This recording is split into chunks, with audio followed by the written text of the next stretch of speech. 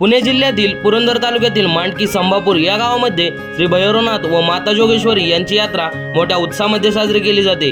ही यात्रा चैत्र महिन्यातील कालाष्टमीला साजरी करण्यात येते। श्री भैरवनाथ व माता जोगेश्वरी यांच्या विवाह सोहळ्यानिमित्त ही यात्रा साजरी करण्यात येते। ही यात्रा एकूण 4 दिवस सुरू असते। यात्रेचा पहिला दिवस म्हणजे देवाची हळद। श्री भैरवनाथ व माता जोगेश्वरी यांना हळद लावून यात्रेचा प्रारंभ केला जातो।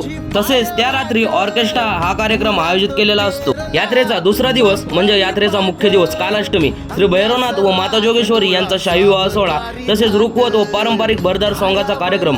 यात्रेचा तिसरा दिवस म्हणजे छबिना। विविध प्रकारचे खेळ व नाथांच्या पालखीची रात्रभर चालणारी मिरवणूक।